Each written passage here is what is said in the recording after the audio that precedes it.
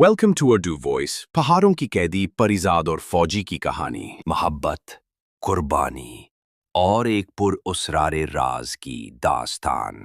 कहानी का पस मंजर शुमाली पाकिस्तान के खूबसूरत मगर पुरअसरार पहाड़ों में है।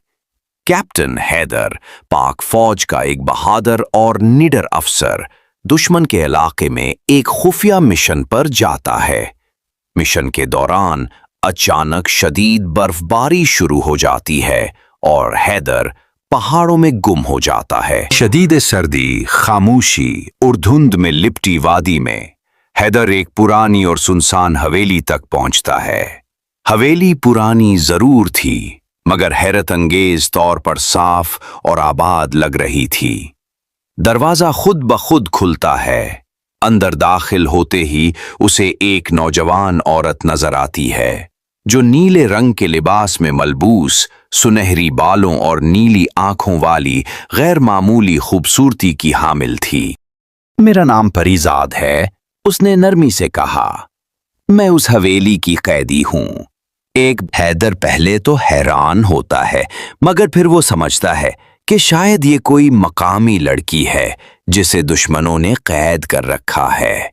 मगर जूं-जूं रात गुजरने लगती है वो महसूस करता है कि इस हवेली में कुछ अजीब है।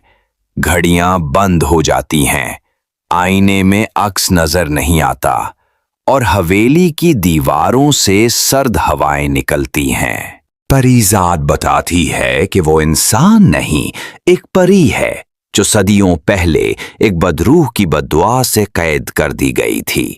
वो सिर्फ एक ऐसे इंसान की मदद से आजाद हो सकती है जो न सिर्फ बहादुर हो बल्कि इस पर दिल से यकीन करे। हैदर इस बात पर पहले यकीन नहीं करता मगर जब वो देखता है कि परिजाद आसमान की तरफ उड़ती है और उसकी आंखों से रोशनी निकलती है तो उसे यकीन आ जाता है कि वो आम लड़की नहीं। मगर एक शर्त थी, अगर हैदर उसकी रहाई की कोशिश करेगा तो वो अपनी जान खतरे में डालेगा। कैप्टन हैदर फैसला करता है कि वो उसके लिए सब कुछ कुर्बान कर देगा।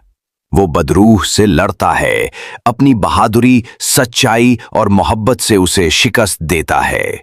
परिजाद आजाद हो जाती है मगर अब वो इंसान बन चुकी है। कहानी के इख्तिताम पर हैदर और परिजाद एक नए आगाज के साथ पहाड़ों से नीचे आते हैं जहां जिंदगी, मोहब्बत और उम्मीद उनका इस्तकबाल करती है। अखलाकी